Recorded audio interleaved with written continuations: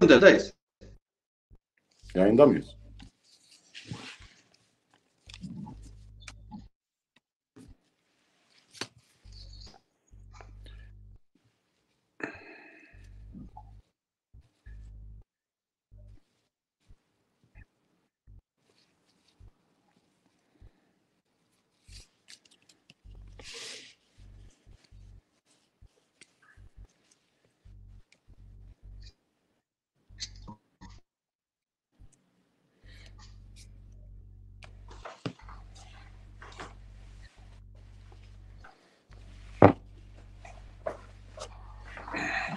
Dem weş yel şarma şar Zazon, şar Kurdon, şar Türkon, Arabon, Lazon, Çerkezon, Pamukon, Komo en raşt en programa komca bier.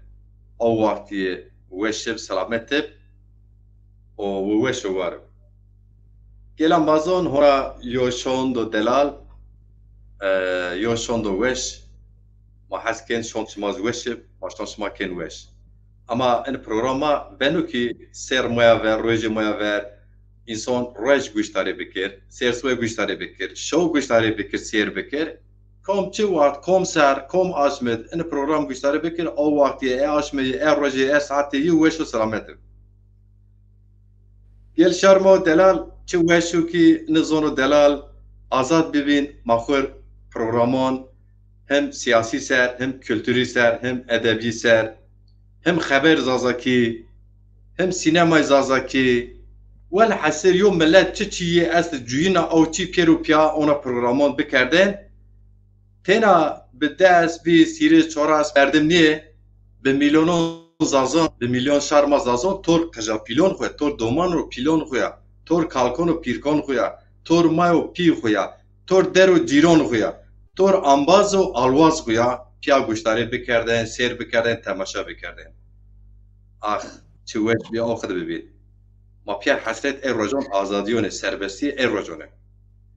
Evro en programa, en bername ma hasken tor İsmail Bay Temur şair mo erciyayı fartu delal ke ho tebera ho velat İtalya'do matoria pya en program brazir ser veçineş nozi vijneş Türkiye rol zazon gerekçe bin çenibin ma xelek vakto ser sarı dejna zon xo zazakire ma bon sarı dejna ma va misal hani ma vaj ki parti zazon esta veçineş eskena torub niye xo hazır nikar peki yo xabat verçimon esta niye çünkü esta se belka esta ama mara nimtiya hani şarma nyoz roşnaberma nevinin ma bas ambazonusken çoyo çiu zalal mara neva ez İsmail Bay Temur ambaz sırtıra ve aşmon cevap verna aslında mağrara program kerdim mavatin nüveçineşçi zazı sebin ço muhattab zazon nigen ve nat veta yo raj İsmail Bay Temur او اتیاپی و او واجر موازن انا حکایت روشنبرون زازون اینشاتیو روشنبری زازون سینی دست کرپی ای حکایت شمار سیروانون واجر اسرته نه درقد حق واتی بد اسماعیل بای تموریو دیده ان پروگرام خو مادام که مازازای و مادام که مرن زازاکی زون ازون خود وازن دوم بکر اما اگر که میون پروگرام ورته پروگرام سروا شما چو واجر ترکیز بینه واجر ماز فون بکر ما برکا بینه میون را ترکیز گوری شما کن اشرا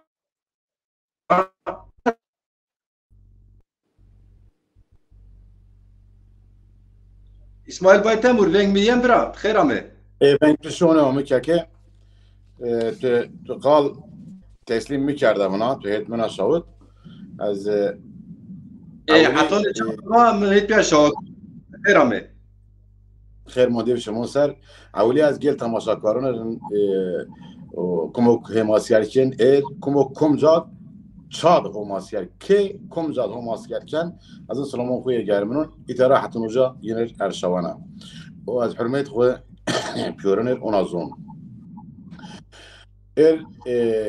بلمان سمد ان حال زازونا سمد ان وین بیایشی ان کلتور و حلیایشی ان زون و ان کلتور انا رندی و ان اخلاق و پاک و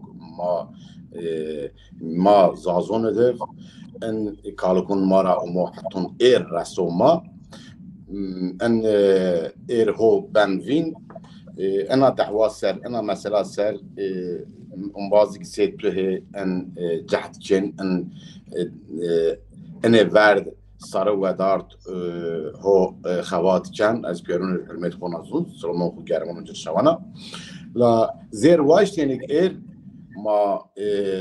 ما بيش كان شير سال شير يعني الشعر سال خبر بد زير واش تنك ما بيش حكايتون خو سر خبر بد زير واش تنك ما بيش يو رخنه ادبيات زازاكي سر خبر بد لقالو مادي كي ولاد ماد مازون كي خاصيات انقدنيه بين لا ولاد ماد هر چی په سیاستا هو ریارگن جراجوار هر گره ما هر چی ما با گردای سیاستیو o semedra ma nieşke keşke ma beşken o kadar yo imkonuvin la ma nieşken o siyasetra dür tepiş cacal yo fırsetek ege esase ma gerenik yo enzazonur yo destim bigir dest yo kazanç biyar meydon semet en حال ان كولتور او ان زون انه حاليا ما زونك اج زون حاليا سه كولتور وني اخلاق بيا نيمونان يعني يمكن يتشينا ان سمدرا انا فيجنيايشي يعني ان ساتشم ان ولات مات تركيا ان هومايا فير ان ساتشم ما ان فيجنيايشي يعني ان ساتشم رئيس جمهورية او برلمانتر ساتشميد ما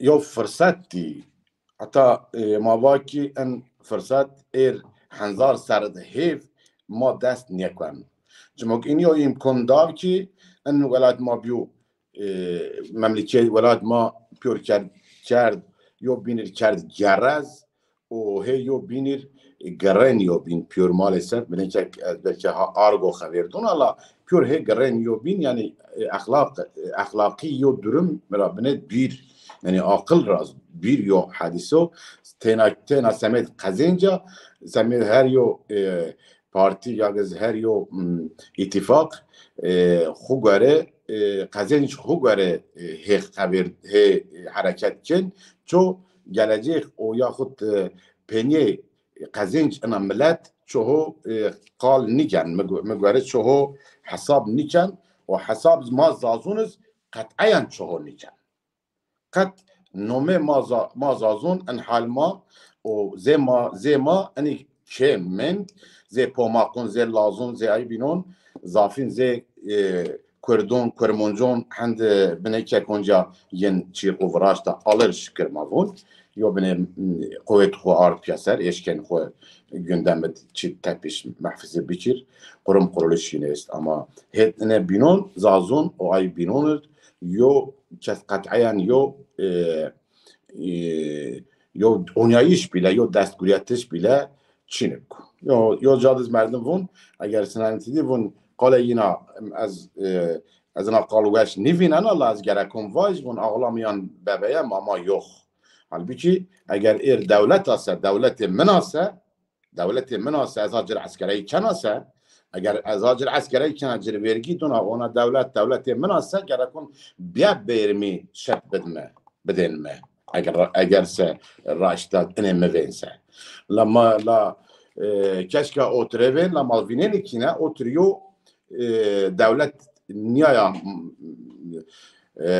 ماهرفينينيك اوكيديو يو درم ميدون دنيو انسا مدرا ما وان ماز بنيكك ببر ماز بنيكك دست خوكر ما خو بتس راسنايش ما خو بيار زون ما خو بيار سيل ميدون اگه بشک ما چو بشک ما بحث ما بشک خو چوی بحث انسا مدرا ان ناویجنایشی رئیس جمهوری و پارلمانتو yani seçim o maya ver en semet en seçime mava kine mava eğer kine mayo reis yo namzet reis cumhur veşte o ma 3000 imza cer ya piyaserse en zerre Türkiye zerre velati yo herkes be hasyan yo gündem varazyan mecbur munen venda en televizyon medya ulusal medyaz o medya teveriz.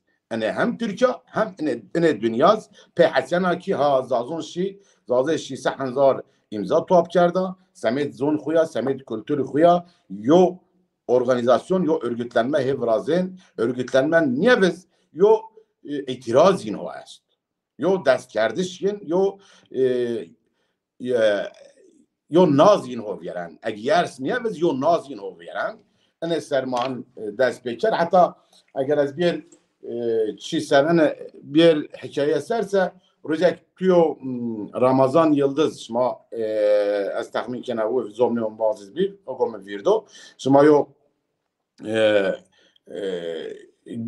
برنامه کردیم برنامه گونید ما گشتاری کردیم میدی یعنی ضعف انسانون جات نشتنی سمت yani cekira yo parlamenter ceket yo kontenjan ya AK Parti'ye ya A Parti'ye B Parti'ye o Parti'ye yo kontenjan guriyetiş ser benecek ina yo münakaşa vrazyen yo teati vrazyen o semedramız biz ujat nisht benet mva mgware yani semet pen niye peyo ne yo parti ma xalesnana ne yo parlamenter ma xalesnan eğer o ko çiko ma xalesnan se cumhuriyetun gerekon ma reis cumhur vej niye teor yo parti lawe bikir niye maşın nengonjoy ma yo namzet ko vej o ma 3000 imza cir biyar keser ma dema vendir ze cumhuriyetun ma vaj ma zest ma itya o en durum en mevcut kısmen min niştif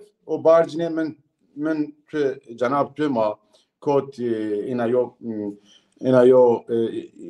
yo istişare ma ker ina haber o me itya sohbetet o azniya şmaze o çide tezhe o düşünce birini tezhe o düşüncede o zobnama min tümahin destkerpe ma çentenuna pers nat vetra on bazona ma perse on baz zonayon ma zazon rama perse ma dikine herkes ene vazen çok zonniyon yani en düşünce man tenanyo düşünce zafino ama ho zonniyan la ho zonniyan o ene raşt binen o barcine en dürümser min tü ma nizde سير سحب إنسانا حول شو 56 حب زنايون ما ها نشتخون ها زنايون ها إني كي أنا مثلا سر يو كاد كن يو خوات كن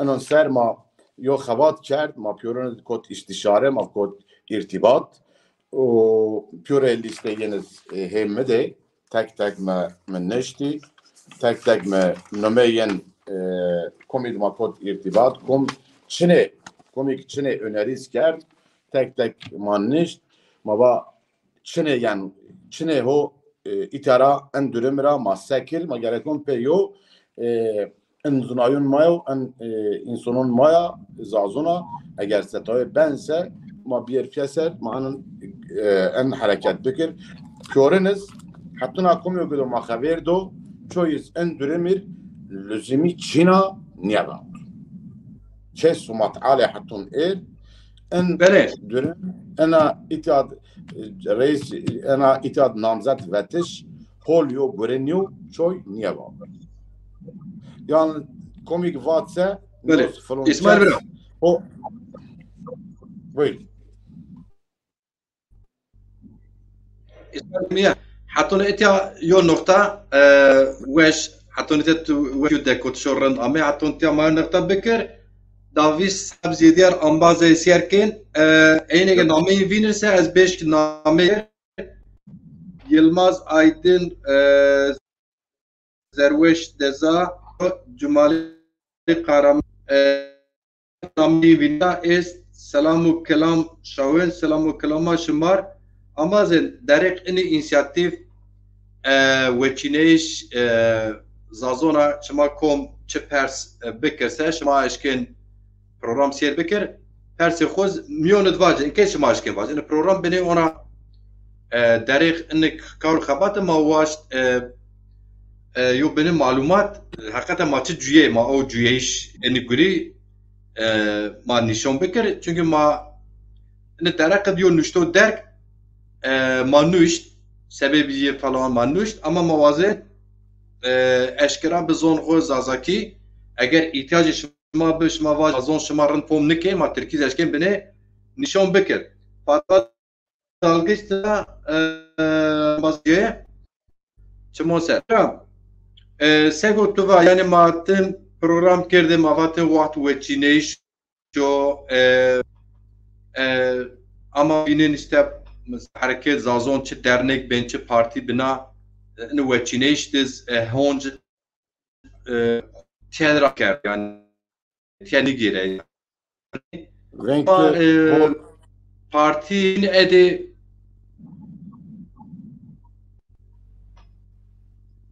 Vengniye? Valla caca بريان لاتيان از تحمیل کردن مفهوم کرده فتح Yalçın Hoca tamam فتح sanatkarı حسالت خیرانه yani شما ونگ انباز اکرم ونگ یعنی شما زروش دزایو چکو بنوسین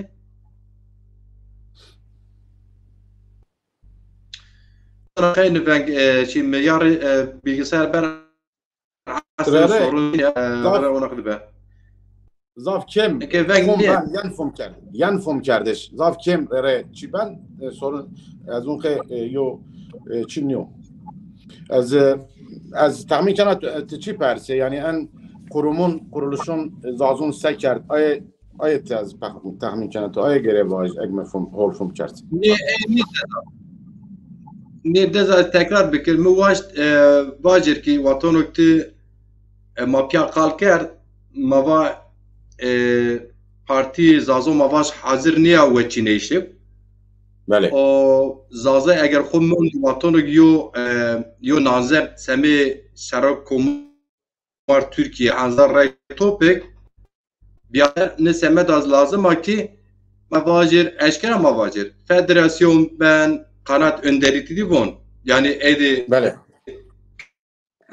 işte kanat reber okedi mavaj ise dezapar o dernek mesela mavajid bir dernek zazon edi Çoli dernek zazon edi Mersin dernek zazon edi İstanbul ama ini bir piyet eşken yo namzet röner en vatiz ben hazar ser yo fırsat yo seyo fırsat o hazar ser yo redina çünkü hatoni ke zaze pe name xwe nikod veçineş o Cumhurbaşkanı namzet Cumhurbaşkanı mavaj ine derakit bina yo propaganda belki hem parti zazon hem dernek zazon hem federasyon zazon hem TV hem de çi namzetin benziyet, üyeyin benziyet mavaj, ben xort. Ne semela mava İsmail este ma eşkin pirun kalbekir. O kadar yo çima est mayor niyeta pakra kotni gure. Keremek etiyapit eşkin vacir. Ma komra xeftiye, komra kalker. Bele kek macir ma avul vatok demok ma tüt patüya Cenab تویا ما پا جناب تویا ما اینا نو دست اون بازون ما اولی یو استشاره یو فکر ین گریت قیمتون ارجایون را و ما دی کینا اندرم ایجاب چون اندرم لزمی ها هنزار سرد هیو ما نیشکن تپش نیانا دست ما یشکن o Piyonunuz herkesiz en ava ve yani eğer şuma 1000 rez piyaser niyar نير بيسرز داخل ان يو بروكو اشكان يو زون زازونر ان دعوه زازونر درنگونرز يو فيدف herkes pe بحث تلفزيون herkes pe بحث partir herkes pe بحث yok kitap nisan herkes pe بحث yok şiir nisan pe بحث yok sanatiye yana gündem yana verni çmok en mesela en durum kan gündem velat kan gündem ulusal kanalon kan gündem Türkiye o vato kod gündem Türkiye ise yakın bekir ana mazun mazone xavatonu dizbi zomne kuruluşunu mazoni kine yo durum en kedi bevense UNESCO en kültür kurum en tarih dünyaz ena mesela Hasan en durum raz pure dernegun pure partiyon pure xavatkarun pure niştohunuz çra feydedin yani pe Hasan semet en zonya semet en kültürya yo وهارفتشی یا دستخو کردشی اومن میدون و ان سمدرما پیور تورن ان بازون ان زونایوناز ان فکرت بی اومه یوجا و مدهانه بی راحت زونایونات خبردا ما حتون شش توتایتن هشتایتن حول ما خبردا پیورن ما فکر ینگوریت ما پیورز آرد نشت تک کمید ما خبر دو ما وردون پیا خبر دا تک ما خبر نیدون چموک یا جدیت را ویژن ما وردون پیا ایون بازون زبنا اون بازونز ان فکرد ما اومیوجا من کک ماجیر پیا ما پیوره هر کسی hemen از کم واج یو جاد imkon niye varazya o başko o torniola akseri ma piyorenet yo de tanonet ma az yaz ma piyan neşke haber bit ay serkote herkesi ma وردون پیا تد خبر دا و حتون یو هیجون یکو یو چی یکو رند کت ورته پیور ما نوت کریاد کم نامزد میدن را کم فکری کم پیر ما نشت آرد و ایتام دو و حتون واتوک دپرم ورازیا ما بندرد bu ülke تو çık persin. Tam nokta. Ke hani mesela UNESCO ne zazı in mesleğin dedi hani ravyerne hani dedik ya bunu geçtik yani UNESCO şöyle dedi bunlar evet. Hani teorisi artık çok yapıldı derler ya. Somut olarak böyle somut vatanı servanız ine merakin. Eşkira mesela şıma news mapya yani sefte komrak despeker kalker ni kom her yöre çore kalker te eşkin piruz vacir fikriniz kim yani üzet çiv mesela rebi ma 5 saat yo mermil kalker ma mavaj eşkira mavaj ma tor federasyona 5 rek kalker to deza para 6 rek kalker to dernagora 4 kalker yıldızra 5 rek kalker misal yani ne kadar netice çiv ikla çiv eşkin vacir azine vaj ma awli seftet از اشکن آواز یو تحرم بازون چک زی چک علی میماندار از فکر زی عبدالله نارین خوجه فکری مهم زی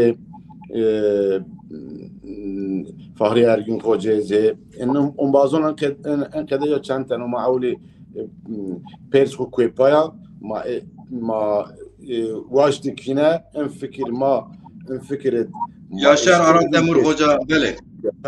Evet, Yaşar Arat Demir Hoca, Espirvaj Hoca Hakkı Çimen Hoca Şıma Haberda ondan sonra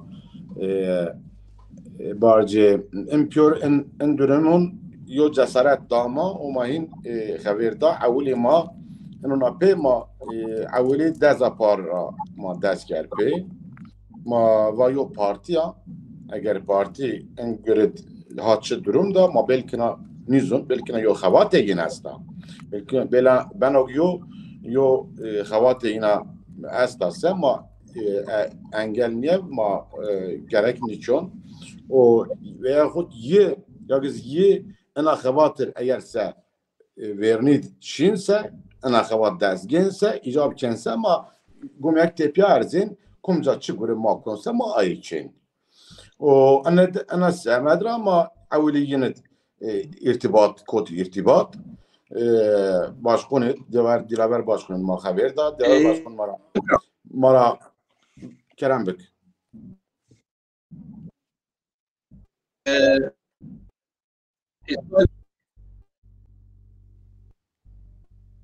Venkli şu yani ne هو ceza بريان enke rengiyen tamam servanma te servanma bu moçma eşken xeyr xo ana xabat mima Türkiye vajer ma pierren fon bekir akıdı waştiş astu te ambaz de magaran fon nike yakin bekire PZ Nurettin Buzulayamu Çimonser şair ma Yusuf Sarı Masiyerken Çimonser Rebir Çimonser Dezapar Genel Başkanı Dilaver Eren bir ara gördüm. Burada mı halen bilmiyorum. Hoş gelmişler.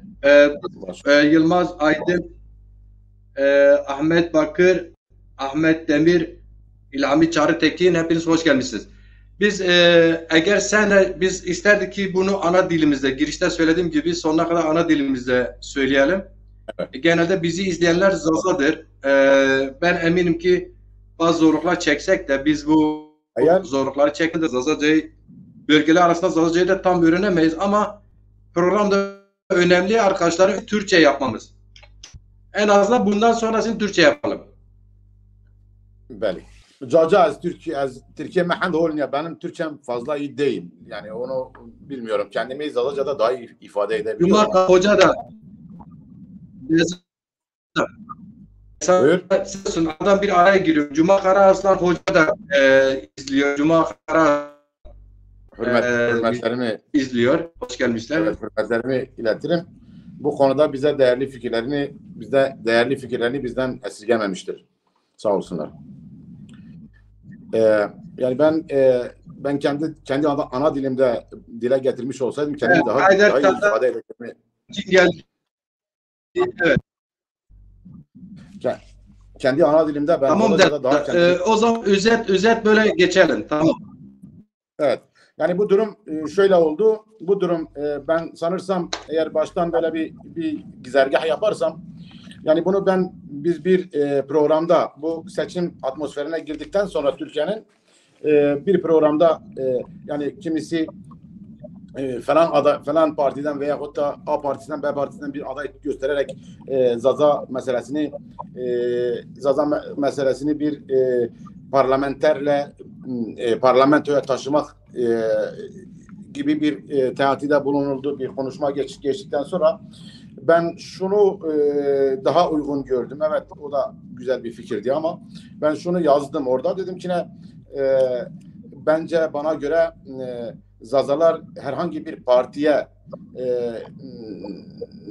endekslenerek gitmektense kendi Cumhurbaşkanı adayını çıkartıp koyup ve 100.000 oy toplayabilme imkanı da vardır. Bunu toplar da ve bunu ortada onurlu bir şekilde hiçbir partiye veyahut bir ittifaka endekslenmeden onurlu bir şekilde kendi çıkarttığı adayın arkasında durarak en azından 100.000 imza toplayarak burada Zazalar da bir Cumhurbaşkanı adayı çıkarmıştır deyip Türkiye'nin gündemine bir bomba düşürebilir. Yani bir yanlış anlaşılmasın bir gündem oluşturabilir ve bütün hem Türkiye'de ve dolayısıyla hem dünyada da Zazaların durumu, Zazaların kültürel ve dil olarak bunun erimekte olduğunu, bu kadim kültürün yok olmakta olduğunu bütün dünyaya, Türkiye'ye ve bütün dünyaya duyurma şansı gördük. Ve bunu biz Macir Ciran'la teatisini yaptık. Ben dile getirdiğim zaman baktım ki o da o fikirdedir. Bunu bazı önemli şahsiyetlerle önce bize daha olan birkaç kişiyle istişare ettikten sonra bir cesaret alıp ve bu işe soyunduk. Bunlardan birisi Ali Meymandar olsun, Abdullah Narin olsun, Yaşar Arat Temur Hoca olsun, Hakkı Çimen olsun. Yani hiçbir bunu aldıktan sonra biz bu durumu gerekliliğini gördük ve cesaret aldık. Herkesin ben varım bu işin içinde, bu gereklidir, onurlu bir şeydir ve hiçbir partiye endekslenmeden kendini ortaya koyabilmek, gündem oluşturabilmek için çok bin yılda gelebilecek bir fırsat görüldü. Biz bunun için çalışmalar başlattık ve bazı arkadaşların, yani bize yakın olan arkadaşların da istemiyle, onların da uygun görmesiyle benle Kek Macir Ciron biz bu insanlarla bütün sağdan soldan hiçbir fark etmeksizin herkesle diyaloga geçmeye çalıştık. Hasbelkader. Elbette ki bizim Zaza aydınları, Zaza çalışanları çoktur, fazladır. Belki ulaşamadığımız insanlar olmuştur numarasına veyahut da herhangi bir taraftan. Elbette ki eğer ulaşmamız gerekip de ulaşamadığımız insanlardan da bizi affetmelerini dilerim. Ama biz genelde bütün insanlara ulaşabilmenin yolunu seçtik ve ulaştığımız insanlar da bu durumun gerekliliğini onayladılar. Olabileceklerini söylediler genelde. Sadece 2-3-4 kişi olmam. Genelde Zazaların kendine kurum dediği, kurumsal olarak çalıştığı olanlar, isim vermek gerek yok. Birbirine kavgalı olanlar, o olursa ben olmam diyenler oldu. İsimler İsmail Baytemur. Biz gizli saklımız yok. Biz isim vermek için zaten bu programı yapıyoruz. İsim veriyoruz. Yani hani biz yazı paylaşım, millet diyor ki imzalar yok, şu bu. Olduğu gibi anlatmak zor. Zaten bu isim verme, aman biz konuşuyoruz, ablam görmesin, abim görmesin. Zaten saklı böyle bir siyaset var. Bizim örgüsü olmamızın nedeni de bu. Şeffaf. Evet, kimse zaten, haklısın. Evet. Haklısın. Biz bu durumu ilk önce Dezapar'a götürdük. Onların Dezapar'ın bir partidir. O Dezapar'ın bir çalışması varsa bizim bu işi yapmamızın, bu işe yürütmemizin gereksiz olduğunu düşünerek ilk Dezapar'a gittik. Dezapar başkanıyla görüştük. Ve eğer ki onlar bu işi organize edebileceklerse icabında biz burada ne gibi bir görev alırsak alabiliriz. Ve ondan sonra federasyona gittik. Federasyonla konuştuk. Ramazan Yıldız'la konuştuk. Kurumlarla önce bir istişarede bulunduk. Dezapar bizden süre istedi. Sonra o süre geçti. Bir daha süre istendi. Biz yine bekledik. Hay dedik. Dedi bir görüşmemiz vardır. O görüşmeden sonra biz bunu ele alabiliriz. Hay dedik. Bir hafta bekledik. Bir 3-4 gün daha bekledik. İkinci görüşmeden de bir sonuç çıkmayınca onların da bilmesiyle biz bu iletişimimizi, aydınlarla iletişimimizi devam ettirdik. O Dezapar böyle. Daha sonra federasyonla görüştük. Federasyon bize şunu söyledi. Dedi ki ya biz şu an bir televizyon, evet, önemli bir çalışma yapıyoruz. Televizyonda çalışıyoruz. Yani bunu yürütebiliyorsak yeterdir bize. Yani bizim yapabileceğimiz güç bu kadardır değil. Evet. İsmail, biraz ses geliyor mu? Evet. İzleyiciler daha rahat anlamaları için siz mesela bu çalışmaları birlikte yaptık. Özet geçelim. Bir moderatör olsaydı biz ikimiz 3-4, bugün Ali Meymandar katılacaktı bu programa, bir mazereti çıktı. Gelemedi. Evet. Biz tek tek gidelim ama özet gidelim. Biz Sayın Dezapar'la dediğiniz gibi toplam 4-5 kere görüştük ama 2 defa ertelemeli bir mühlet istediler bizden. Bir görüşmeleri vardı. O görüşmede bir ittifakın görüşmesi olma ihtimali vardı. Sayın Dezapar Genel Başkan Dilaver Eren bize 2 kere şey istedi.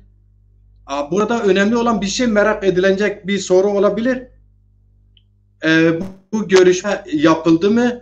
Ya da Dezapar'la görüştüğümüz zaman Sayın Genel Başkan dedi mi bu iş gereksizdir, yapmayın, parti var, parti varken siz niye böyle bir işe giriştiniz? Böyle bir şey söyledi mi size?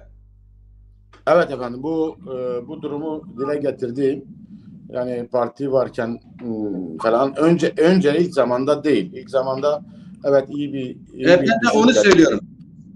İsmail, iyi başta git. Yani ilk 2 defada böyle bir şey söylemedi değil mi? Evet, ilk 2 defada sadece hatırlatıyorum. Çok güzel bir iş, çok önemlidir. Yani süreçle alakalı olduğu için mühim görüyoruz. Ama bizim bir ittifakla bir görüşmemiz olabilir. Biraz bekleyin. 2 defa bunu söyledi. Evet. Bu 2 defa dediğimiz doğru. Bu 10-15 gün bu görüşteydi. Eğer orada bir sonuç doğru. almasa burada yeniden görüşelim denmişti. Doğru mu? Biz de bekledik bir 10-15 gün ve daha sonra yavaş yavaş başlandı. İşte parti varken sizler niye bu işe girişiyorsunuz? Hatta cevabımız parti yapsaydı biz zaten önerdik ilk gün, dedik parti böyle bir çalışması olacaksa biz yardımcı oluruz. Doğru mu? Hatta biz istedik ki parti, federasyon, kurumlar, bütün dernekler bir araya gelip daha güzel, daha güçlü, daha ses getiren bir durum yapabilirlerdi. Bunun için de biz elimizden geleni yapabilirizdi. Bunları da her yerde dile getirdik. Ama evet. Peki. Geçiyoruz. Sayın Dezapar Genel Başkanı ile bunları görüşten sonra federasyona görüşmemiz oldu. Evet. Burada federasyonun Sayın Murat Ukan'ın tutumu neydi? Onu biraz özetlersen. Tabii ki 4-5 kere görüştük. Bu arada bu 4-5 kere niye görüşüyoruz? Gerçekten Zazalik'te bir aday çıkarması için görüşüyoruz. Yani çok sıkıya ikna etme turları falan olduğu için. Evet, evet. Siz federasyonun nasıl edeceğiz? Federasyonla eğer yanlış değilsem 3 defa bir görüşmemiz oldu. Eğer ben öyle hatırlıyorum, yanlış olmasın diye. Federasyon bize söylediği şey şu: evet, bu çok önemli bir durum, çok önemlidir. Bunun ama hatta bir öneride de bulundular, sağ olsunlar. Bir aday önerisinde de bulundular. Ama daha sonraki durumlarda tekrar görüşmemizde, ikinci tur, herkesle yaptığımız gibi ikinci tur görüşmemizde bunun gereksiz bunun bizim yapabileceğimiz bir şey olmadığını, sadece biz televizyonla bir televizyonu Zazaca yapan bir televizyon işletiyoruz. Kimsenin buna el vermediğini, yani biz bununla boğuşuyoruz.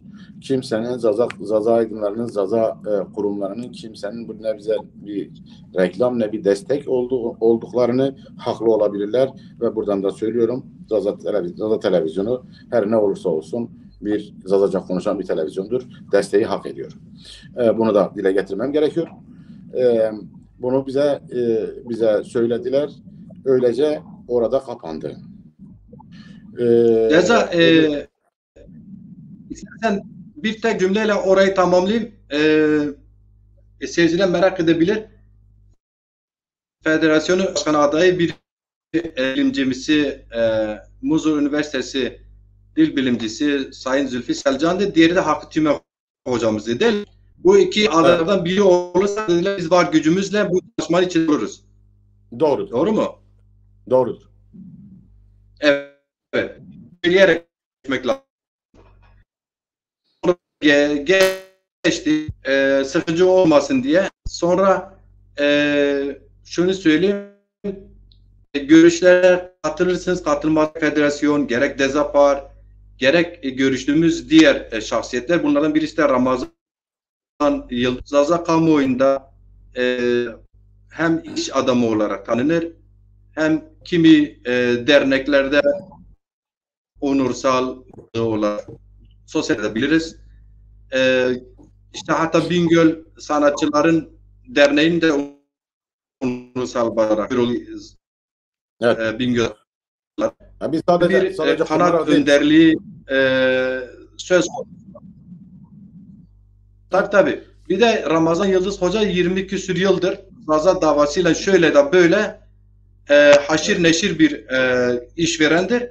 Onunla da görüştük. Buyurunuz, onunla nasıl görüştük, kaç kere görüştük, onun tavrını da anlatalım. Ramazan Hoca'yla biz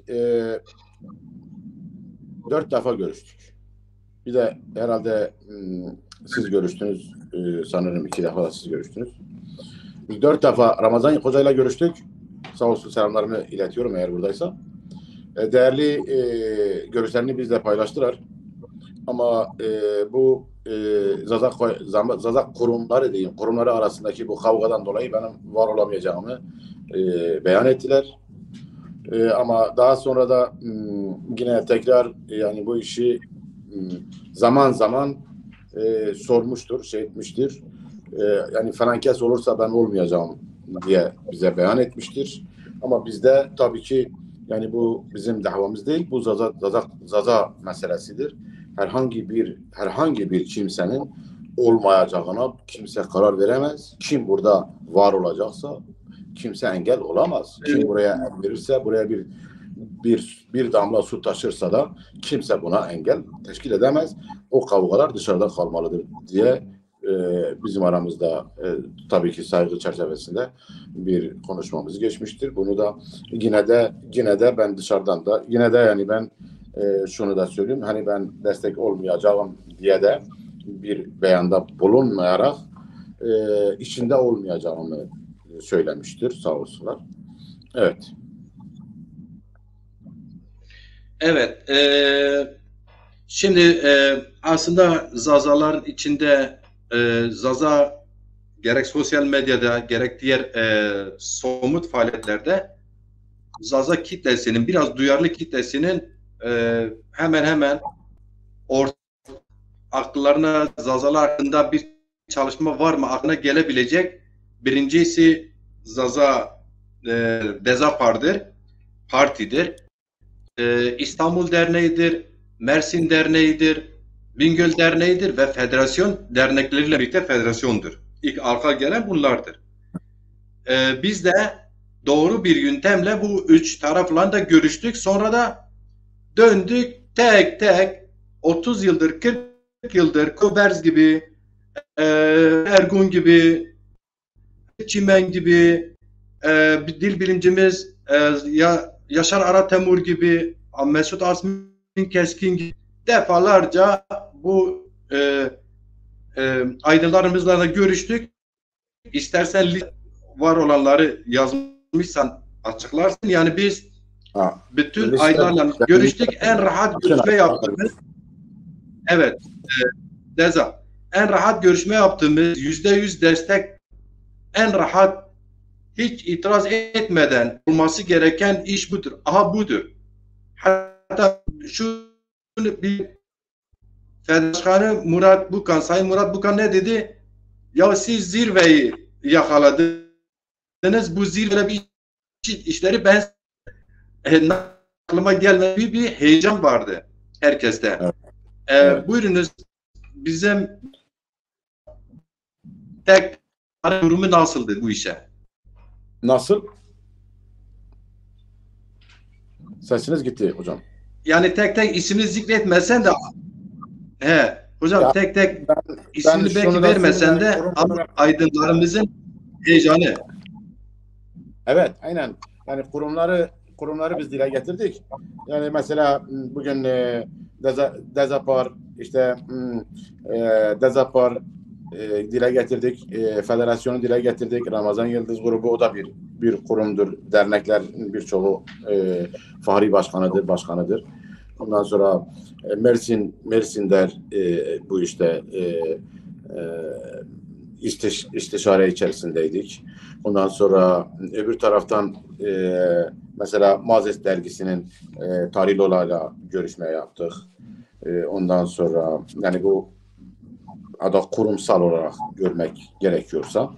Onun dışındaki bütün şahsiyetleri sayarsak Yaşar Aratemur'dan, Asmin Keskin'den, Hakkı Çimen'den, Zülfü Selcan'ından, Ömer Faruk Ersöz'ünden, Burhanettin Dağı'ndan, Cumali Karaman'ından, Mustafa Demirci, Hüseyin Duman, bilmiyorum, bunlar da Fahri Ergün Hoca, Dilaver Eren, sana diyeyim Mehmet Tüsün Hoca, Hıdır Eren, Mehmet Tüzün, Roşan Hayik, İlhami Çağrı Tekin, Nezir Alkan, Said Çiya, Şükrü Kaya, Yaşar Aratemur ve gibisinden liste uzundur. Selahaddin Boyna liste uzun yani. Bunların hepsi böyle gidiyor efendim. Ama ben şöyle söyleyeyim. Tek özetlersek evet, tek cümleyle özetlersek bu heyecanda Dezapar da dahil, Fesyon da dahil hiç bir çalışmanın gereksizliğinden bahsettiği gibi geç kaldık diyen de hemen olmadı. Çünkü koskoca bir Millet İttifakı vardı. Henüz adayı belli değildi. Biz bir aday çıkartıp kamuoyunun önüne çıkabilirdik. Ama maalesef şunu ekleyelim, biz önce bu birliği oluşturamadık. Yani mesela bunu da açık söyleyelim. Birini tanımıyor. Yani Rızalar diyor ya, işte Kürtler bize leçe diyor. İşte Türkiye Cumhuriyeti Devleti bizim haklarımızı vermiyor ya da benzeri. Önce örgütlenmiyorlar. Herkes kendini örgütlüyor. Biraz o ortaya çıktı. Çünkü misal çok açıkçası Ramazan Yıldız, ben falan kessen bir araya gelmem. Sayın Dezapar Genel Başkanı biz falan keslerden olmayız. Ya da işte Sayın Murat Bukan da yani bazı konularda birbirlerine kırgınlıklarının olduğunu gördük. Dolayısıyla bu işi zorlaştıran en zor tarafıydı. Katılır mısın? En zor tarafı buydu. Evet. Tabii bizim sıkıştığımız, bizim yani zahmet çektiğimiz diyeyim, o insanlar bunu anlatabilmek. Yani bu sağ olsun hepsi değerli şahsiyetler. Onun bir yana söylemek gerekiyorsa, yani bu işin bir bireysel tartışmaları, bireysel kendi arasındaki bu çekişmeyi bir tarafa bırakma günü olduğunu, bugün o gün değil, bu o gün olmadığını dile getirirken zorlanmamız olmuştur.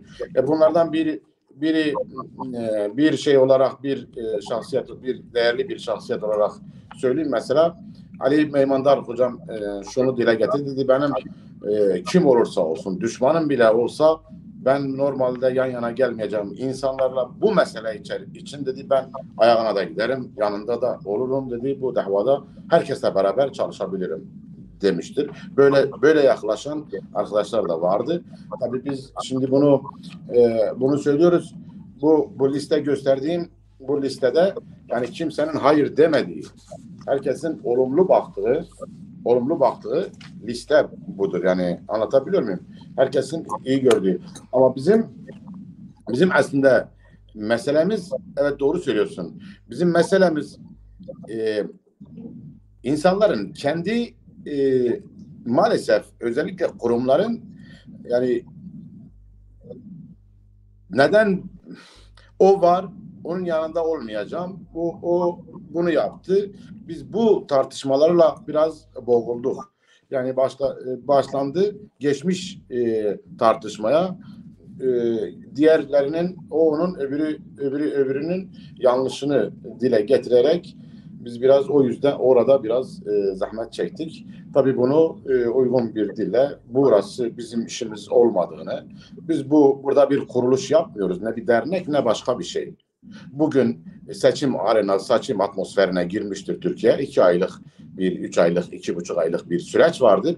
Bu süreç içerisinde biz örgütlenip herkes kendi etrafından bir imza toplayıp önce herkes bir araya gelip burada uygun, gerçekten Zazalara yakışır, onurlu bir şekilde durabilen bir aday seçip herkesin asgaride birleştiği bir aday seçip onun arkasında örgütlenip durup ve bu 2 ay içerisinde 100 bin imza toplayıp bu insanın arkasında durmak ve böylece bir gündem oluşturabilmek. Bu gündem oluşturmak senin de derneğine faydalıdır. Öbürünün partisine, öbürünün federasyonuna, öbürünün dergisine, öbürünün şiirine, öbürünün sanatına faydalı bir durum olduğunu dile getirdik. Burada bir birleşme değil, bir süreç. Bu süreci idare et, bu süreçten bir fayda sağlayabilmenin çabasını biz fayda sağlayabilip bir şekilde buradan karlı çıkabilmek ve dolayısıyla ben şunu dile getirdim. 1000 yılda bir bu fırsat bizim elimize düşmez. Lütfen dedik ama maalesef belki bilmiyorum yani ben bunu da dile getireyim. Belki kimi şunu da söyleyeyim, söylemekten geçmeyeceğim. Kimi bizim akademisyenler bizlerin ismimizin önünde bu çalışmayı başlatan olarak ismimizin önünde profesör veyahut da bir ünvan olmadığı için bize hakaretvari davranışlarını da biz yuttuk. Onu da dile getireyim. Ama onlar bilsinler ki onların eksikliğidir bugün bizim bu masada oluşumuz, bu çabanın içinde oluşumuz. Onlar olsaydı ben onlara çay doldurmaya hazırım. Buyur hocam. Sıra.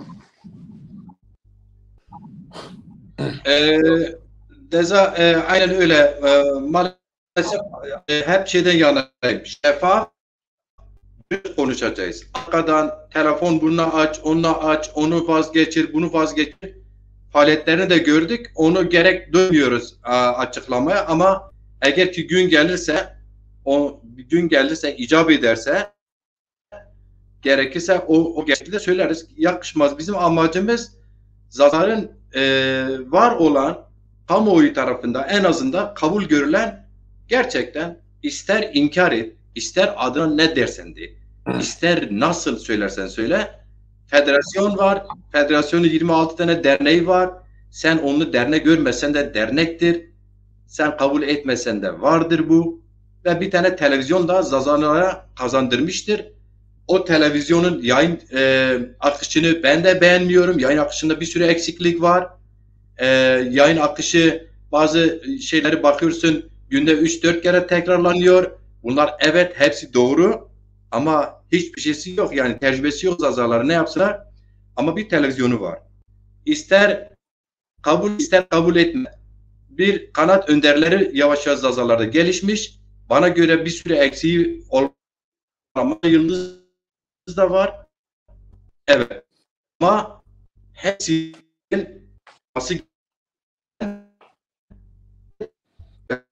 var. Benim yüreğimin içinde, kalbimin yeri var. Bunda açık. Ama ben yazarak Dezapar'ın eksiklerini, Dezapar'ı yöneten ya da yer alanların eksiklerini söylediğim zaman hocam bu düşmanlık değil, bu dostluk oluyor. Hocam ama bir şeye getireceğim Deza. Bir şeye getireceğim. Bunu söyledikten sonra İsmail Bey Temur Deza bilmeyen arkadaşlar için söyleyelim. Biz bunu çok tekrarladık. İşte Federasyon, Dezapar, Ramazan Yıldız, Mersin Derneği, İstanbul Derneği, Bingöl Derneği hepsini söyledik ama siz Tariloğlu söylediniz. Aynı zamanda şunu da ekleyelim. Biz bu görüşmeleri kendini Zaza olarak gören, Zazaca yazı yazan A, B, C yani kişinin MHP'li partisi varsa MHP'li olduğunu bakmaksızın AKP'ye sempati diyorsa ona bakmadan HDP'ye ya da PSK'ye ya da Hak Para herhangi hatta Berzani Irak'ta Berzani hareketine sempati duyan kişi Zaza'ysa biz onunla da bu bildiri göndermişiz ya da görüşmüşüz, görüşme talep etmişiz. bunların içinde Selim Çürükay da dahil var. Hepsiyle görüştük. Çünkü biz gerçekten bize göre olması gereken bir çalışmayı yürüttük. Yani biz şu sırf müstakil Zazadır, bunu görüşelim. Şu kendini Kürt Zaza görüyor, bununla görüşmeyelim. Bu ayrımı yapmadık. Biz şu Dezaparlı'dır, görüşelim. Bu sağlam, dürüst, temiz yurtseverdir. Şu federasyondur, bilmem Şabali'dir, benzeri o ön yargılı hareket etmedik. Şu Yılmaz, Ramazan Yıldız hoca hayırseverdir, işverendir, böyle tanınıyor ama birileri de böyle söylüyor diye ama biz bununla görüşmeyelim diye şey yapmadık. Ama madem ki bunları hepsini söylüyor, şunu da açık yüreklilikle söyleyeyim. Misal istersen bireysel kesinlikle değil, Mahmut Çağdaş'la da görüşmedik. İsimleri çünkü dedik ki biz bir sürü isim söyledik. Biz görüşmedik bunlara ama yani şeffaf olacağız. Görüşmediklerimizle kimisini biz görüşmedik ama kimisi bizim görüştüklerimiz bize destek olan insanlar da görüştü kimisiyle. O da vardı mesela Koyberz gibi. Ama ben şunu dile getirmek isterim ki hocam, biz gerçekten yazarlar olsun yani kurum olarak görenlerin dışında herhangi bir sorun yaşamadık. Ki daha sonra o kurumların, bunu da dile getirmek zorundayım, o kurumların etkileme negatif yönden bizim aydınları etkileme çabasını gördük. Olumsuz yönde. Bunu da gördük. Gerek yoktur diye getirmeye. Peki, yalnız ben şunu burada İsmail lafını tam tamamla ki millete söz hakkı doğarsa da bari muhatabı cevap verebilelim. Tamam. Kurumlar dedi mi genel oluyor. Hangi kurum? Federasyon mu? Mesela Ramazan Yıldız mı? Hayır, dernek mi? Bunu da o zaman söyle.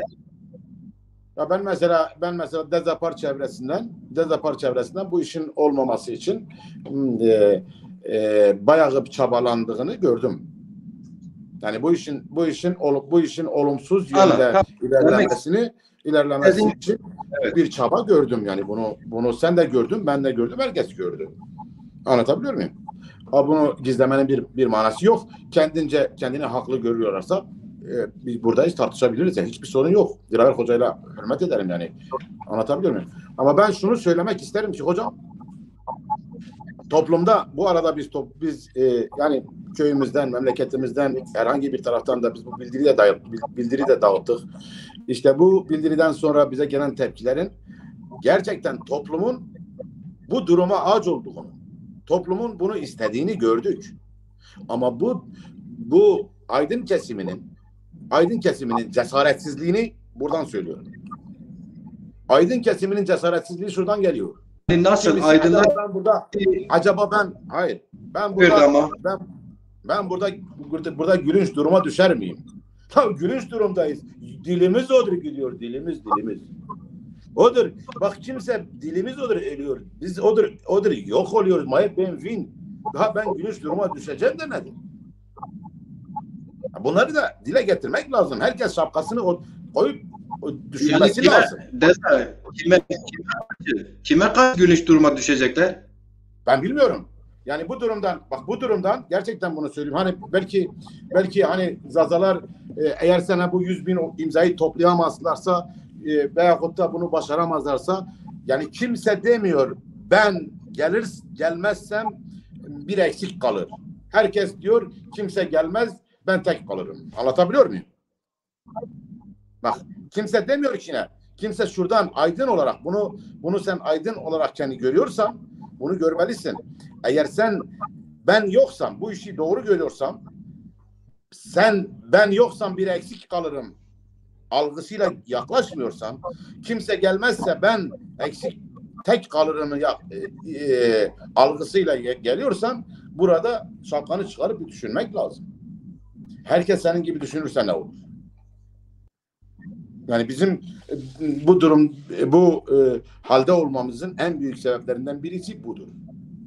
Onun dışında yani ben burada bize mesela değerli katkılarını sunanlar oldu. Hepsine çok teşekkür ediyorum. Biz yüzlerce insanla görüştük ve sonunda geldiğimiz zaman ben bunu da dile getireyim. O önemli heyecan bizim deprem olmasıyla o heyecan bir dindi ve biz de durduk. O heyecan durmayla depremle beraber böyle bir sekteye uğradı.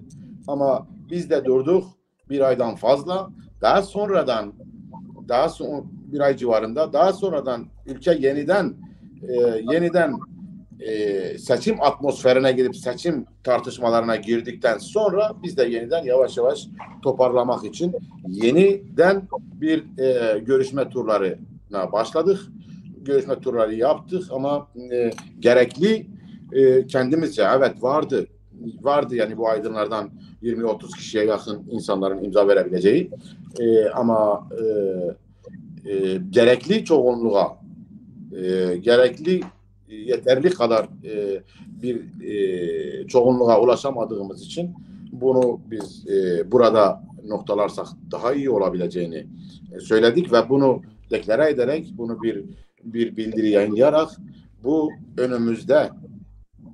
önümüzdeki dönemlerde veyahut da tarihte artık 10 yıl 20 yıl ne zaman böyle bir fırsat doğarsa belki bir örnek olarak teşkil edebilir. Belki bir esinti, belki bir işe yarayabilir düşüncesiyle biz bu noktaya geldik. Bir cümleyi eklemem lazım. Evet, biz sonuçta aslında nicel olarak, nitel olarak da gerekli aydınlar anlamında güce ulaştık. Yalnız biz isterdik de Dezapar ve diğer kurumlar olsun, kendileri farklı sebeplerden dolayı olmadı. O sebep ve gerekçeler zaten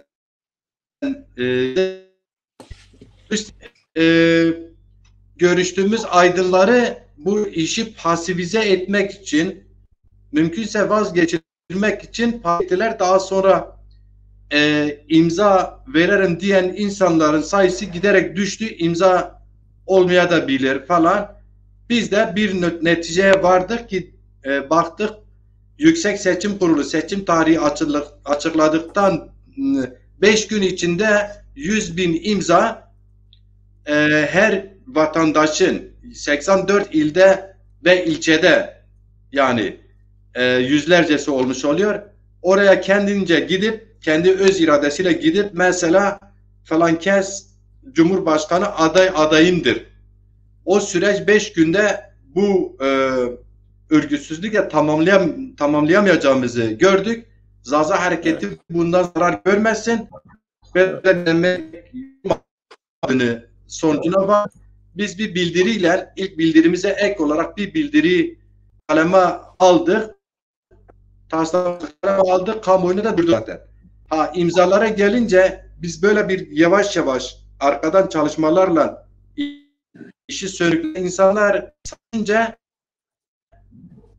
ya işte kimisi ben aydınım, kimisi ben sanatçıyım, kimisi ben şuyum şeyini gözünde bir imzayı koymadık. Bazıların da bilinçli imzasını koymadık. Mesela diyelim ki arkadaşım Dezaparlıdır. Bu işte hem istiyor hem etiketlenmek istiyor ama bizi paylaşan maddi yapmam. Niye? Kendi içiyle sorunları olmasın ama birlikse madem ki olmasın diye yapmamışız. Deza. Evet. Bunu da bu kadarını söyledikten sonra sen orada tamam, Mahmut Çağdaş'la görüşmememizin nedeni bireysel değil. Mahmut Çağdaş bu çalışmayı en sekte uğratabilecek bir profili olabileceğini düşünerek birincisi bu. Açık. İkincisi Mahmut Çağdaş emeğini tekmeleyen biri olduğu için. 3 Ebubekir Pamukçu gibi bir lider, bir önder, bir çıkış, önderliksel çıkışa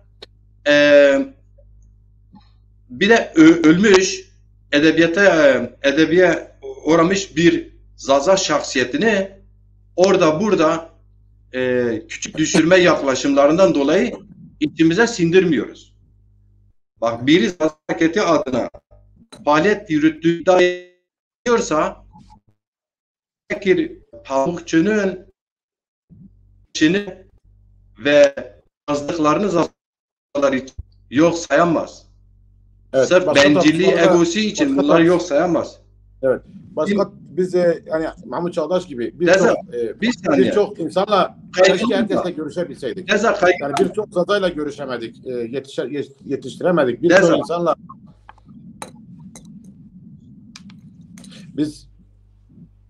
evet. Biz birçok insana yetişemedik. Bir şekilde yetiştiremedik. Keşke daha çok insana ulaşabilseydik ve bizle beraber olanlar bu çığ gibi büyüseydi ve oradan herkese ulaşıp bir seferberlik gibi hareket ederek yani bizim ulaşmamıza gerek yok. Burada bir iş varsa bizim ilakine özellikle kimseyle ulaşmamız gerekmiyor. Burada bir iş varsa 3-5, 10 kişi, 20 kişiye, 40 kişiyle hasbel kadar bir ortalama bir akılla bir iş organize edilir ve orada herkesle görüşmek değil, herkes kendini buraya dahil ederek yürünebilir, kartopu gibi yürünebilir diye düşündük. Öyle gitmesi gerekiyordu ama tabii ki bu bizim biraz Zaza Aydın'ın kurumlarının daha o neticede o şeyden uzak olduklarını gördük. Biz de bunu evet dediğiniz gibi uzak durduklarını gördük ve buradan biz bunun hesabını da yaptık. Bu dar kadroyla da biz bu adayı çıkartabilirdik. Her yönüyle de çıkartabileceğimizi de biliyorduk. Çok değerli şahsiyetler de vardı.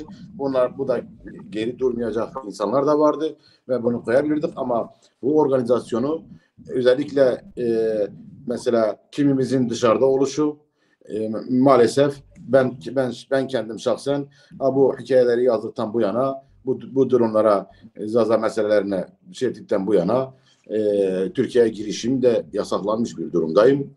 Tutuklamam da vardır. İşte bundan dolayı da orada gerekli çalışmaları yapamayıp gerekli bir etkide bulunamayıp yeterince imza toplayamayıp bu kurumların da anti çalışmasını görünce bu Zaza hareketine, siyasetine, işte kültürüne veyahut da bu çalışmalara negatif bir etki yapmasın diye geri çektik. Zarar vermemiz. Evet Eza. Evet.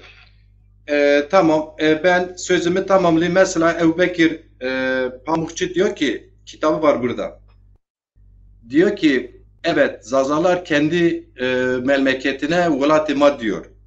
Ama yaşadıkları coğrafyada, geçmişte, tarihte, tarihçilerin, arkeologların ya da bir başkası tarafında ülkesinin ismi zikredilmemiştir. Yani Sasani'den dışında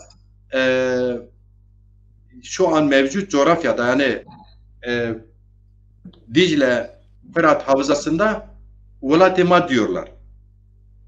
Evet. Ama Zazaların yaşadığı yerin ismini biz verebiliriz. Zazaistan diye kitabında da artık bundan sonra Zazaistan'ı kullanabiliriz deyip böyle bir yaklaşımla sahiptir. Dolayısıyla ben Sayın Ebubekir Pamukçu'ya saygı duyuyorlar, tekrar göreve davet ediyorum. Demek ki Ebubekir daha kapsamlı düşünüyordu. Hem Zazaların yaşadığı coğrafyanın ismi ve bu da bize şunu işaret ediyor: siyasi parti, kongre, Zaza kurumlaşmasını daha bir üst zirvesini istediği anlamına geliyor. Bunu görmeyip sırf egosunu tatmin etmek için Zaza adına eleştirmek vicdansızlık olur. Her çalışma herkesi kata şansının olmayacağını düşünüyorum. Deza, Evet. biz çalıştık, bağladık. Sonuçta az önce söylediğimiz gibi baktık. Zazalar 2-3 kurmuş. Partide dahil bir parti anlayışıyla değil, açık grup anlayışı, bir grup anlayışı. Çünkü başka partiler milletlerde olsaydı bu çalışmaya zıplardı. Derdi aman ne güzel böyle düşünen insanlarımız var. O diğer aydınlarımızın heyecanıyla bu çalışmayı alır sahiplenirdi. Benle senle gece gündüz maddi manevi o çalışmanın içinde olurduk. Böyle Elbette. moral alırdık. Ama bunu değerlendirmediler. Değerlendirmedikleri gibi sonra da baktık en dar grubunun birçok üyesinin haberi yok böyle bir çalışmanın defalarca genel başkanı anlattığımızda haberleri yok. Bir haberler. Haber de vermiyorlar. Şimdi kendi üyesine haber vermeyen Zazaları seçime götürebilir mi? Cumhurbaşkanına götürebilir mi? 41-42 ilde örgütlenmeyen Cumhur İttifakı ya da Millet İttifakı muhatap alabilir mi? Alamaz. Bunları da söylüyoruz işte. Bunları söylerken düşmanlık mı yapıyoruz, dostluk mu yapıyoruz? Dostluk yapıyoruz. Anlayana dostluk yapıyoruz. Şimdi biz burada hocam şöyle söyleyeyim, yani biz isterdik ki evet burada bir birliktelik oluşursa, yani bir 100 bin imza toplamak hiç pek zor bir şey de değildi ve burada tüm dünya kamuoyunu gündemine gelmek ve Zazaların gerçekten de onurlu bir şekilde herhangi bir partiye veya herhangi bir ittifaka, kuruma, bilmem hizbe dahil olmadan kendi olduğu yerde onurlu bir şekilde gelirse, bugün görüyoruz, yani kamuoyundan görüyoruz ki binlerce, milyonlarca Zaza yazarı, çizeri, aydını kendini var edebileceği bir mecra arıyor. Kendini orada hizmete sunabileceği bir mecra arıyor, bulamıyor. Anlatabiliyor muyum? Evet. Onlara bu bir şeylere vesile olabilir mantığıyla onurlu bir şekilde bir yerde durup gerçekten kavga edilmeyen, kavganın durduğu, yani kavgayla değil, gerçekten aklın ışığında bir yol bularak yürüyebilecek bir birliktelik veyahut da pegari veyahut da beraber hareket hali oluşabilir ve burada hiç kimsenin ya bu Zazalar birbirine kavga ediyor, birbirine küfür ediyor olmaktan uzak, her Zaza'nın, düşünürün, yazarın, çizerin kendini gizleme gereği duymadan buraya el verebileceği bir alan açılabilirdi. Onun için bizim fazla uzattık galip, arkadaşların çok fazla rahatsız etmenin gereğini de görmüyorum. İsterseniz buyurun. Teşekkür ederim. Bence de tamam, gerekli olan bilgileri vermek istedik.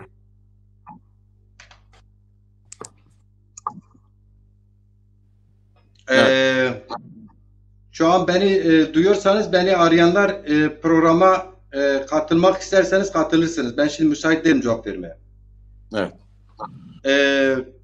Evet.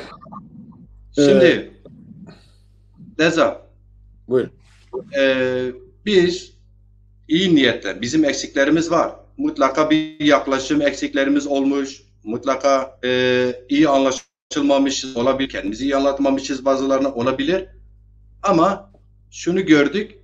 Diyelim ki A tarafı kendi bir kabulü vardır. Onun dışında herhangi bir şeyle ilgilenmeyeceğini düşünüyor. Zorla bir şeye getiremeyeceksin. B tarafı da öyle. Ama önemli olan her şeyden önce kurumsal olarak Türkiye Cumhuriyeti Devleti'nin yargıtaysında siyasi partiler içinde olan parti siyaset yapması lazım. Dolayısıyla siyaset yapabilen parti ne yapar? İsmail Baytemur'u, Macir Ciran'ı ve onların konuşabildikleri varsa her gün onlardan rapor alıp bu insanları daha nasıl bu süreçte daha iyi kanalize edebiliriz. Ben mesela şunu söyleyeyim açıkçası, Sayın Genel Başkan'ın işte bizim bir ittifakla görüşmemiz olabilir. Bize müsaade istedi, birkaç kere o süreci bekledik ya. Evet. Ya işte Macir, İsmail bu aydınlarla görüşün. Biz bu sürece eğer ki açık bir görüşme olursa daha güçlü katılım sağlayalım.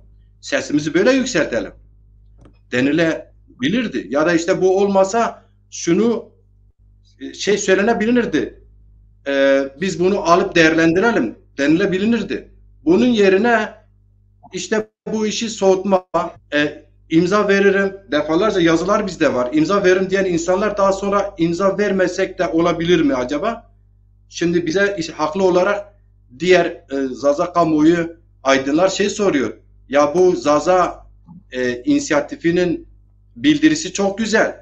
Çok güzel tepkiler var gerçekten. Ama imzacıları kimlerdir? Bunlar kimlerden oluşuyor?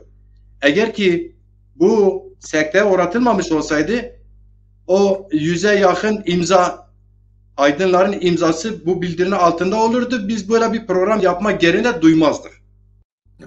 Duymazdık. Gerek de yoktur belki. Olsaydı da böyle olmazdı. Dolayısıyla biz şunu ekleyelim. Macir Ciran Cumhurbaşkanı, Türkiye Cumhurbaşkanı profiline müsait biri değil. Birincisi, okumuşluğu yeterli değil.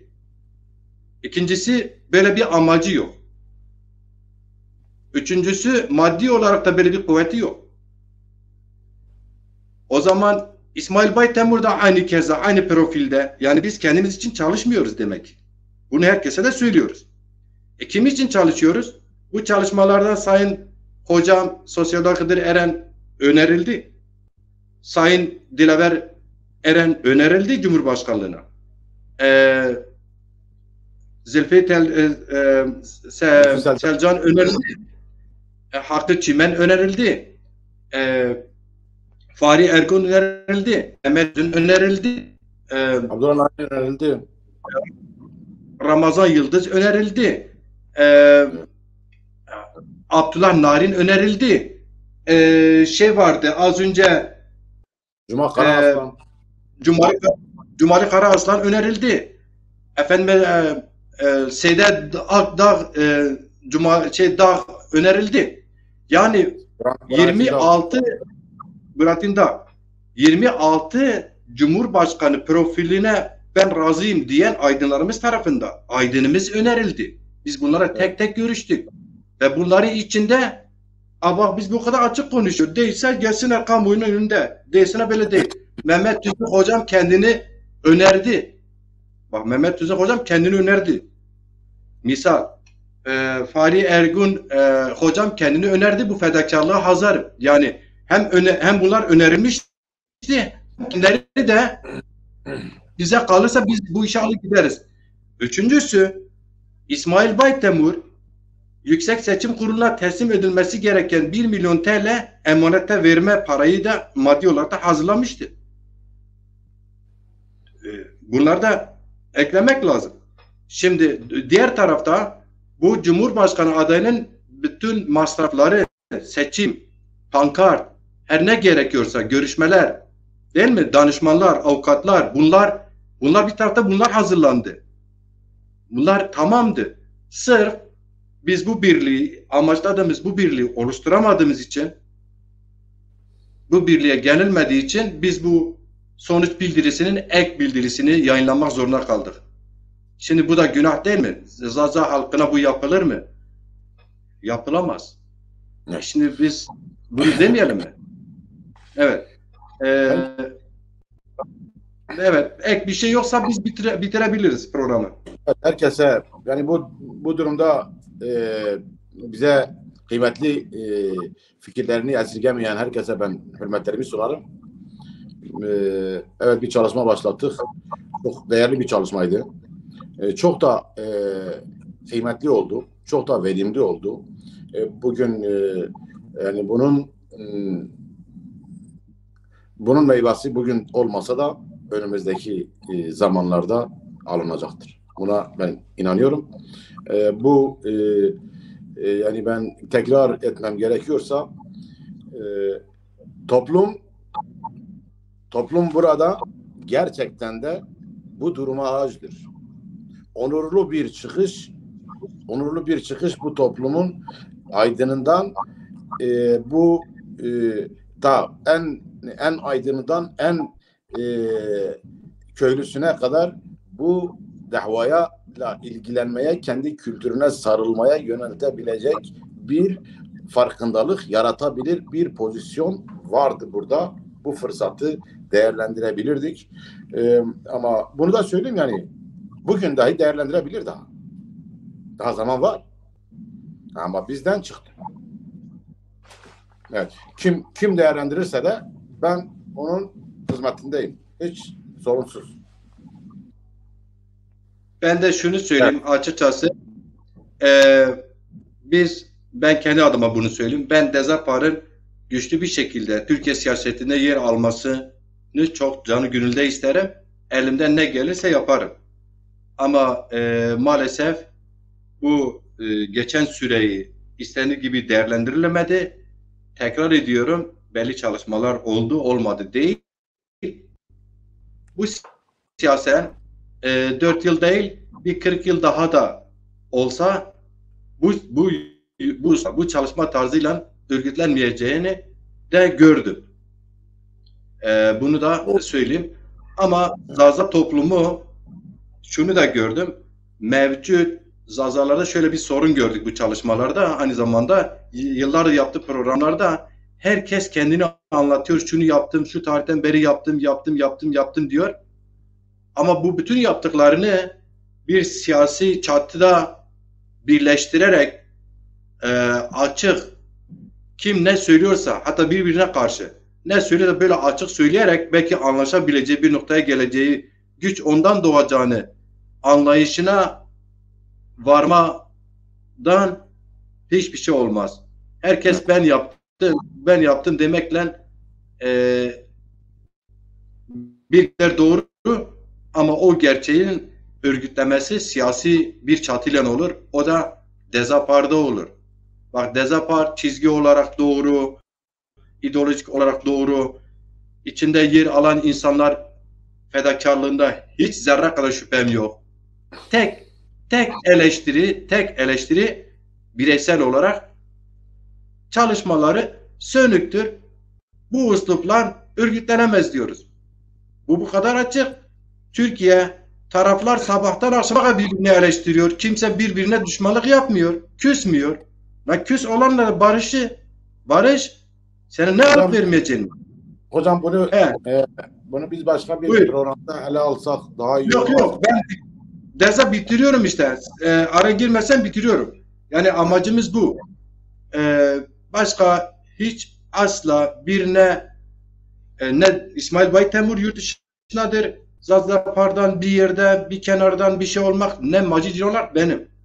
Dezapar'ın genel başkanı Sayın Dilaver Eren de çok iyi bilir ki ben o partide görev aldım. Üst düzeyde de görev aldım. Ben bencil olsam oradan hiç ayrılmam. Ben de orada ünvanımla kalırım. Ama biz istiyoruz iş olsun. Bu kadar basit. Biz istiyoruz iş olsun. Evet. Mesela hepsi bu. Bu saate kadar bizi izleyen, bizi dinleyen, zaman ayıran, yorum yapan, yorumunu pek okuyamadık insanlarımızın ama soru yok sanırım. Herkese hürmetlerimi dile getiririm. Herkese hürmetlerimizi bildiriyoruz. Ama soru var mıydı? Diyordu ki Latif Miro diyordu ki işte 100 bin oy toplanmaz mıydı? Onu söyledik zaten. Cevabını verdik. Evet. Ama bütün değerlerimizin hepsinin çok selamları var. Hepinize çok büyük saygılar diliyorum. İyi ki varsınız. Sağ olun. Sağ olun, İyi ki sen de varsın İsmail. Teşekkürler, sağ olun. Herkese hürmet ederim. Ben yorumları görmüyorum. Burada kim var kim yok. Bilmediğim için isimlerini zikredemiyorum. Kim bizi nereden izliyorsa veyahut ne zaman izleyecekse herkese benden hürmetler, selamlar. Evet. Evet, ben de herkese hürmetler, saygılar, sevgiler. Biz bu birilerine iddia gelebilir. konuştuklarımızı farklı yere çekmek isteyen olursa açıkçası bu program kime söz hakkı doğuysa ona açıktır. Programa katılıp söz hakkını kullanabilir. Onun dışında herhangi bir cevap şeyi de ben bireysel olarak kapalıyım. Onu söyleyeyim. Evet. Yani kimsenin tarafı kim varsa meydan burada açık. Söylediğimiz yalanlayan kim varsa gelsin burada yalnız. Saygılar.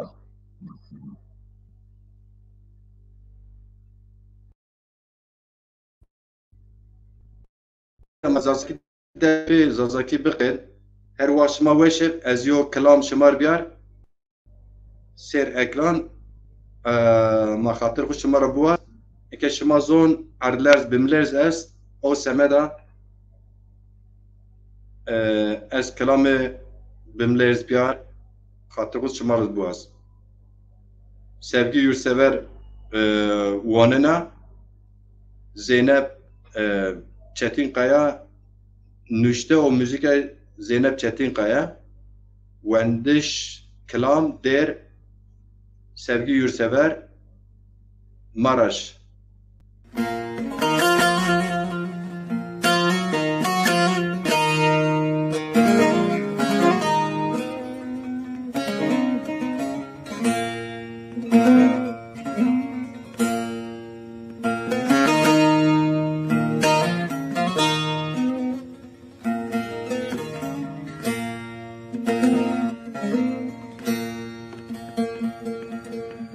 Mereş biyo tesrotem yaga khatre tu defnaninu kesim neme nuvelat khatre tu defnaninu kesimleme nuvelate hatire tu zefnaninu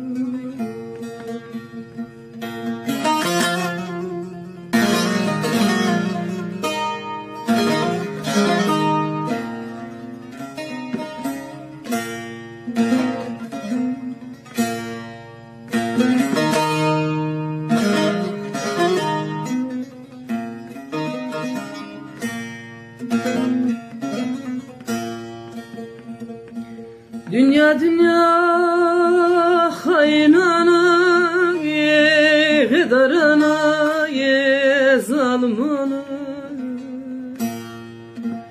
kemere kemere serden imanına hatire tu zebinaninu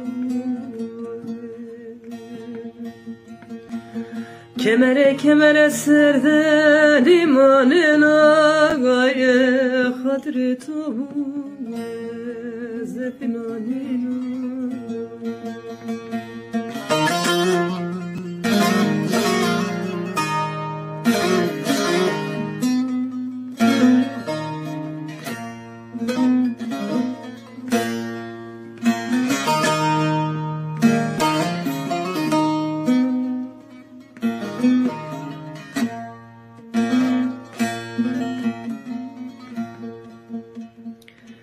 Zavzeçima zavsemendi dakle pima bedomana mendi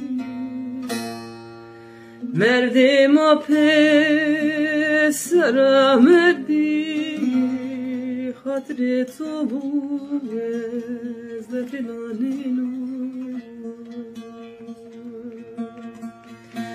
Merdima pe seramendi hatire tu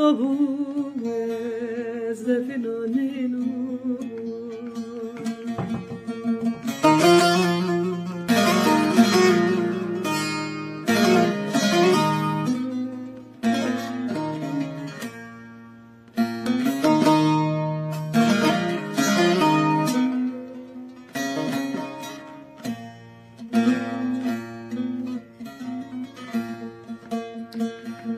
Adır verdac geranima esrame cagalledama